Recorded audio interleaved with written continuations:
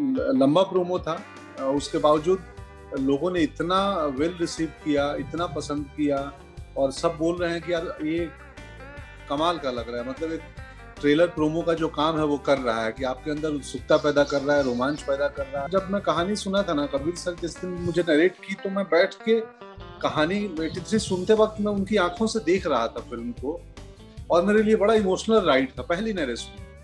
और वो खत्म होते होते मैं बोला सर, मैं इमोशनल हुआ, रोया भी बीच में कहानी सुनते हुए, आंखें भर आई।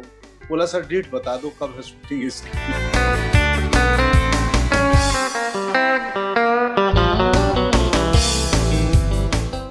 नमस्ते, मैं पंकज त्रिपाठी हूँ and you are watching Bollywood हंगामा।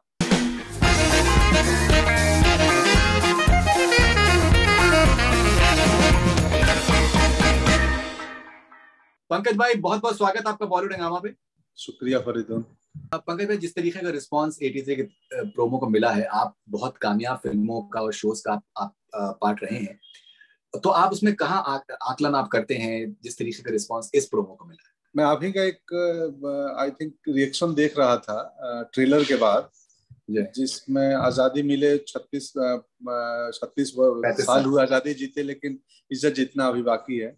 बहुत सुंदर एनालाइज किया था आपने उसमें, बहुत ही बढ़िया, बहुत ही शानदार। लंबा प्रोमो था, उसके बावजूद लोगों ने इतना वेल रिसीव किया, इतना पसंद किया और सब बोल रहे हैं कि यार ये कमाल का लग रहा है। मतलब एक ट्रेलर प्रोमो का जो काम है वो कर रहा है कि आपके अंदर उत्सुकता पैदा कर रहा है, रोमांच पैदा कर रहा है, आपको इमोशनल कर रहा है, आपके अंदर देशभक्ति की फीलिंग, खेल का, गेम का वो। तो ये सिर्फ जो क्रिकेट प्रेमी ना हो उसको भी उतना ही ये कनेक्ट कर रहा है प्रोमो अपने आप से। तो बहुत बहुत वेल रिसीव था। हम सब शुक्रगुजार हैं दर्शकों के, सूदी दर्शकों के, जिन्होंने ट्रेलर को इतना अप्रिशिएट किया। तो हमें उम्मीद है कि फिल्म इससे ज्यादा होगी, क्योंकि फिल्म का तो सिर्फ एक चम्मच आया है ट्रेलर में, फिल्म तो पूरा गड़ा है। बहुत आपने अच्छा अपने तरीके से आपने कहा। और पंकज भाई, मान सिंह साहब का मैं कोशिश कर रहा हूँ जितना मैं उनके बारे में मालूमात करने की। इत्तेफाक से उनका इंटरव्यूज उनके अवेलेबल नहीं है यूट्यूब के ऊपर, सिर्फ एक वीडियो उनका है जो इवेंट में उन्होंने बताया था। लेकिन जनरली जो प्लेयर्स ने जिस तरीके से उनके बारे में कहा है, वो बहुत कमाल की उनकी भूमिका रही है इस जीत में 83 की। अगर हम ब्रीफली से अगर हम जाएं तो जो जिस मैच में 175 रन बनाए थे कपिल ने, तो अपरेंटली मान सिंह साहब ने बोल दिया था प्लेयर्स को कि तुम जहां पर तुम वहीं बैठे रहो, तुम हिलोगे नहीं। श्रीकांत को आई थिंक मतलब तुम जा नहीं सकते हो। तो कुछ अगर आप कुछ इंसिडेंट्स बताएं, बहुत इंटरेस्टिंग सी उन्होंने काफी रेडिकल उन्होंने चेंजेस लेकर वो आए थे। प्लेयर को जिनकी वाइफ साथ में थी उनको उनके साथ में रहने दिया था, ट्रैवल करते थे, which was something which was unthinkable. So he took some radical decisions and in hindsight मेरे ख्याल से वो टीम के लिए बहुत ज्यादा कारगर साबित हुआ। यस बिल्कुल, यही कमाल है। जब मैं कहानी सुना था ना, कबीर सर जिस दिन मुझे नरेट की, तो मैं बैठ के कहानी 83 सुनते वक्त मैं उनकी आंखों से देख रहा था फिल्म को, और मेरे लिए बड़ा इमोशनल राइड था, पहली नरेशन। और वो खत्म होते होते मैं बोला सर, मैं इमोशनल हुआ, रोया भी बीच में कहानी सुनते हुए, आंखें भर आई। बोला सर डेट बता दो कब है शूटिंग इसकी। तो प्लेयर्स के बारे में आमतौर पे लोगों ने कहीं ना कहीं मीडिया में, इंटरव्यू में, किताबों में चर्चा है, सब जानते हैं। बट मान भाई की भूमिका क्या थी, उनका कंट्रीब्यूशन, योगदान क्या था 83 वर्ल्ड कप में, ये सार्वजनिक नहीं है, सबको पता नहीं है। और ये इस फिल्म के जरिए बहुत हद तक पता चलेगा लोगों को। यस, उन्होंने वो उस वक्त तक टीम में, आपने एक बात कही जो वो किसी इंटरव्यू में बोले हैं कि टीममेट के लिए और उनकी पत्नियां अलाउ नहीं थी, और इन्होंने किया था, और वो अपने रिस्क पे किया था कि कोई बात नहीं है, चलो। तो और भी बहुत सारे इंसिडेंट हैं, मतलब कमाल के हैं। मैं जब मिला, मानसर से मिलने उनके घर गया था मैं हैदराबाद, और पूरा दिन मैं उनके साथ स्पेंड किया। उनके घर में, तीसरा फ्लोर है हैदराबाद में उनके घर का, उसमें पर्सनल म्यूजियम है उनका, और उसमें रेयर दुर्लभ चीजें हैं पूरे इंटायर वर्ल्ड क्रिकेट की। बड़े बड़े प्लेयर्स ने अपने अपने कुछ पर्सनल बिलोंगिंग्स उनको भेजा है कि आप अपने म्यूजियम में रखिए। मतलब क्रिकेट फ्रेटर्निटी में बड़ी कद्र होती है उनकी, क्योंकि उनका पैशन, वो खुद रणजी प्लेयर रहे हैं मान भाई, पर उनका गेम के प्रति लगाव, डिसिप्लिन, वो अद्भुत है और उनकी योगदान लकीली इस फिल्म में पूरी दुनिया को देखने को मिलेगी, जो उतने सब नहीं जानते हैं। बहुत बार क्या होता है पंकज भाई कि क्रिकेट में या फिर और भी स्पोर्ट्स में जो मैनेजर्स होते हैं तो वो उनकी उनकी जॉब जो है वो एडमिनिस्ट्रेटिव जॉब हो जाती है। लेकिन कंसिडरिंग कि मान सिंह साहब जो हैं वो एक प्लेयर भी थे, मुझे लगता है कि वो एक प्लेयर के पॉइंट ऑफ व्यू से सोचते थे, प्लेयर के तरीके से अप्रोच करते थे सारे अपने प्लेयर्स को, and maybe I think because of that वो एक केमिस्ट्री और जो रिस्पेक्ट थी वो बहुत ज्यादा थी। यस, बिल्कुल बिल्कुल आपने सही बात कही कि वो चूंकि खिलाड़ी वो मैदान पर रह के आए थे, वो सिर्फ एडमिनिस्ट्रेशन में नहीं थे, वो मैदान पर रह के आए हुए व्यक्ति थे। तो वो प्लेयर्स की समस्याएं, उनकी दुविधा, उनकी मनस्थिति क्या होता है, मेंटल स्टेट जानना बहुत जरूरी होता है कि प्लेयर्स का मेंटल स्टेट क्या है। एक्टर का, जैसे हम एक्टर परफॉर्म करते हैं, प्रोडक्शन लोग जो फिल्म प्रोडक्शन में होते हैं वो एक्टर की मनस्थिति नहीं समझ पाते हैं कि भाई उनको लगता है कि यार 8 बजे रोल होना था, 8 बजे रोल क्यों नहीं हो रहा है। अरे यार मैं बोलता हूँ ईंट जोड़ने थोड़ी आए हैं कि एक दिन में 6 फीट दीवार खड़ी करनी है, आर्ट क्रिएट करना है। तो मन स्थिति जानना बड़ा जरूरी होता है जो लोग मैनेजमेंट में हो। तो मान भाई ब्रिलियंट आदमी है, कमाल का डिसिप्लिन है उनकी, और उतना ही वो डिसिप्लिन को तोड़ना भी जानते हैं जब जरूरत हो। तो मुझे एक इंसिडेंट बता रहे थे कि 5-6 साल पहले उनके बेटे और उनकी पोती गए थे लॉर्ड्स घूमने। तो वहाँ एक टूरिज्म कराते हैं लॉर्ड्स में। तो वहाँ जो गाइड था, कोई टूरिस्ट गाइड, वो एक गलत इंफॉर्मेशन दे रहा था वर्ल्ड 83 के बारे में कि इंडियन टीम यहाँ पे। तो इनको बेटे ने फोन किया कि पापा ऐसा हुआ था क्या, एक कमरे में बता रहे थे। इन्होंने बोला नहीं, ये तो झूठी खबर है। उन्होंने मेल लिखी लॉर्ड्स अथॉरिटी को कि आपके कैंपस में कोई गाइड है जो टूरिस्ट को गलत इंफॉर्मेशन दे रहे हैं, ये झूठी बात है, इसको करेक्ट करवाइए। और वापस वो टूरिज्म पैकेज में नरेशन के अंदर वो पार्ट हटाया गया। एक प्लेयर, वो एक फिल्म जर्नलिस्ट थे जिन्होंने लिख दिया था कि भाई इंडियन टीम अगर जीत गई तो आई ईट माई वर्ड्स। जब जीत गई तो इन्होंने उनको मेल किया कि अब मिस्टर फलान जो भी थे वो, कि अब you can eat your words. और उस बंदे ने मुंह में पन्ना डाल के तस्वीर खींच के डाली। कौन कौन कौन कौन वो जर्नलिस्ट का नाम भूल रहा हूँ, बड़े जर्नलिस्ट हैं वो उस समय के खेल के कोई जर्नलिस्ट थे। ओके। उन्होंने बोल दिया था कि इंडियन टीम जीत गई तो मैं आई ईट माई वर्ड्स। और जब जीती तो मान सर उनको मेल किए कि it's time to eat your word, हम जीत लिए। और उस बंदे ने मुंह में पेपर डाल के तस्वीर प्रिंट की थी अपने उस अखबार या मैगजीन में।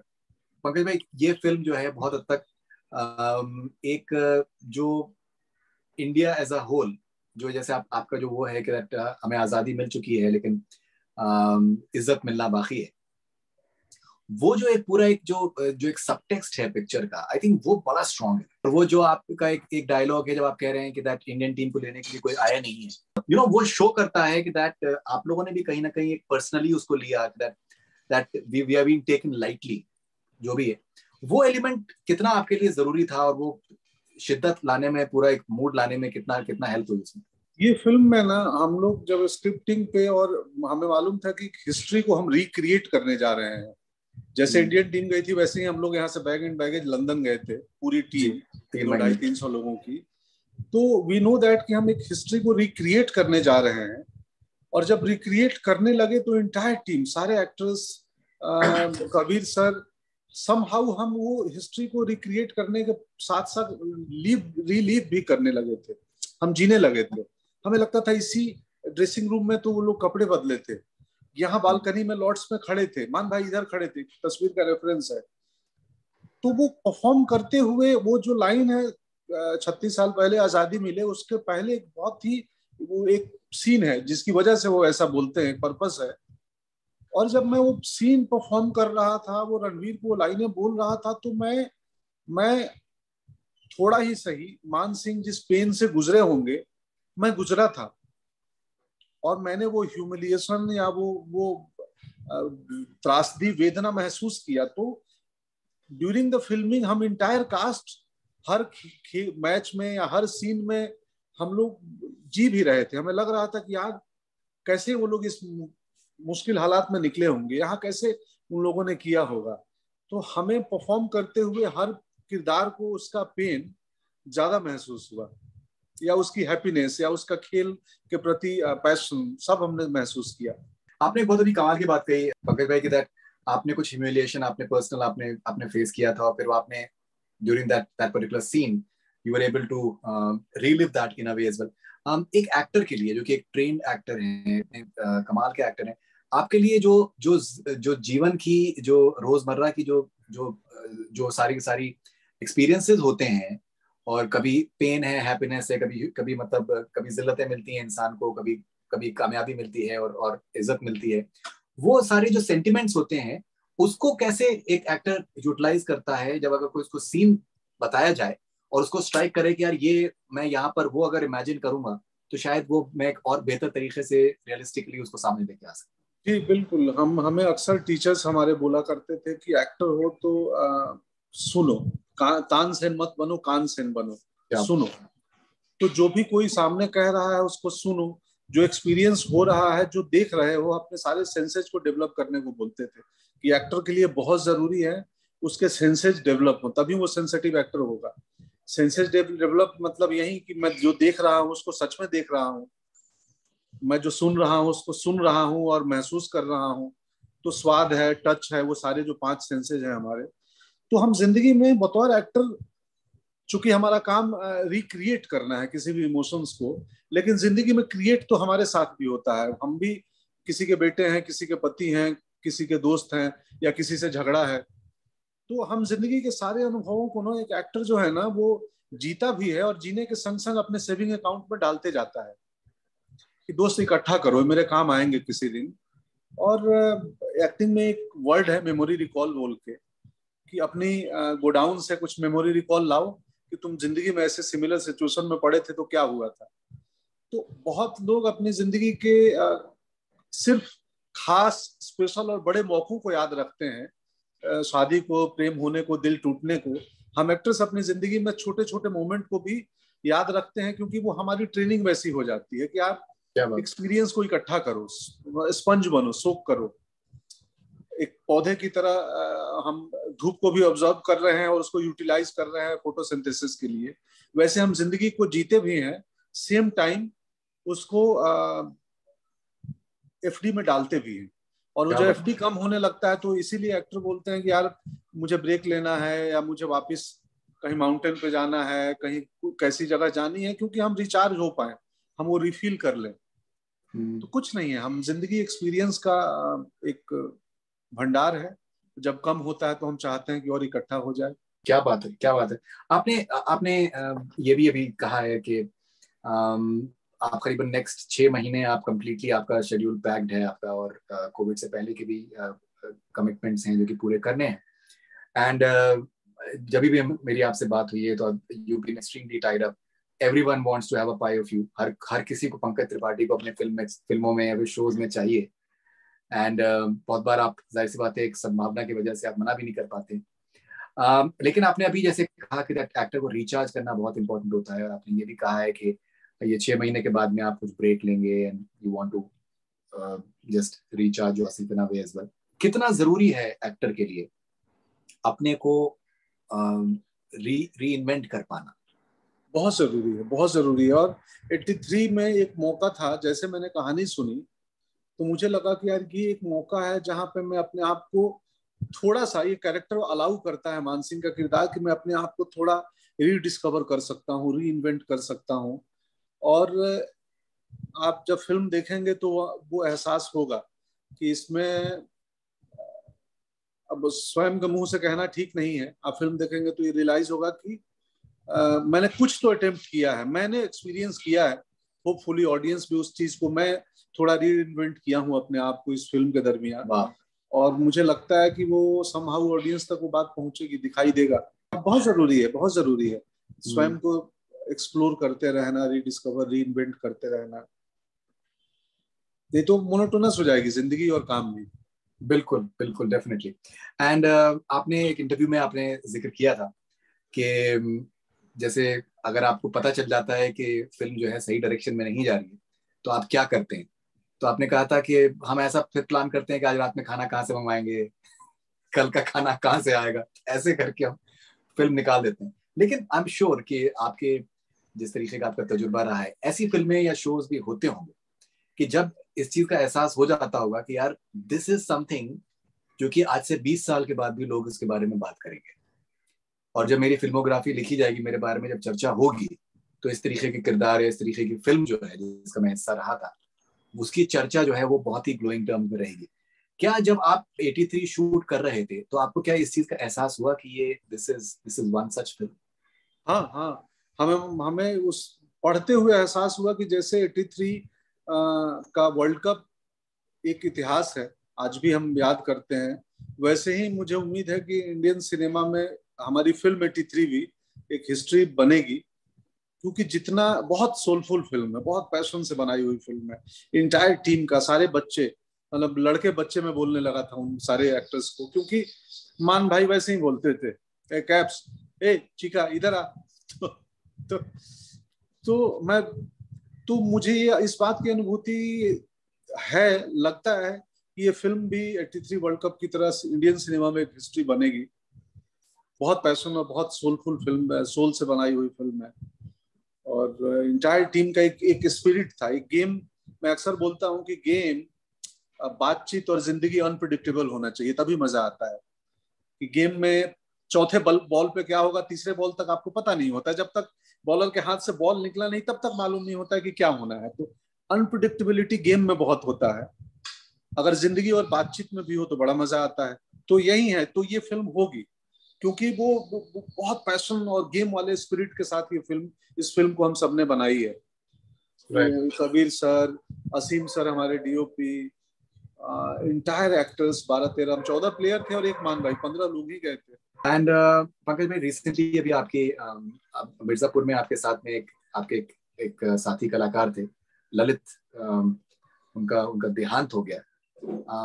कितना बड़ा ये सेटबैक है आपके लिए पर्सनली? बिकॉज काफी बहुत, मैं उस दिन जंगल में शूट कर रहा था, मुझे लेट नाइट पता चला, इंटरनेट जंगल में, मोबाइल नहीं थे। बहुत दुख हुआ, बहुत दुख हुआ। ब्रह्मा ब्रिलियंट एक्टर था वो, और उसका पॉइंट ऑफ व्यू बहुत अच्छा लिखता भी था, कम लोगों को मालूम है। और तो ब्रिलियंट एक्टर था, थिंकर था। बहुत दुख हुआ, मतलब ब्रह्मा को जाने पे अमित मिस्त्री का, सिद्धार्थ का, वो कन्नड़ा एक्टर थे अप्पू। ये कम उम्र में कोई भी जाता है तो बड़ी पीड़ा दे के जाता है। अगर परिचित हो, सेम फैटर्निटी का, हम कहीं ना कहीं एक दूसरे से मिले ही होते हैं। ब्रह्मा FTI से थे, और एक यंग ब्राइट एक्टर था जो भी जिंदगी में बहुत कुछ करता। इन सब घटनाओं के बाद लगता है कि यार, हम लोग बेवजह के बहुत भागदौड़ में रहते हैं, बिना मतलब स्ट्रेस लेते हैं, कहीं ना कहीं फिजिकल अपने आप को, ठीक है बहुत चीजें नियति है, हमारे हाथ में नहीं है, बट फिर भी मुझे हमेशा लगता है कि एक्टर्स को या किसी को भी अपने सबसे प्राइमरी चीज है सेहत पे, वो चाहे फिजिकल सेहत हो, मेंटल सेहत हो, उसमें बहुत काम करना चाहिए, बहुत अवेयर रहना चाहिए। मेरे को बहुत तकलीफ हुई थी उस रात। एंड पंकज भाई, एनी न्यूज़ ऑन मिर्जापुर 3? अभी प्लेटफॉर्म वाले बताएंगे, हम तक तो नहीं है क्योंकि मैं बाहर था, बट राइटिंग चल रही है, जल्दी कुछ ना कुछ खबर आएगी।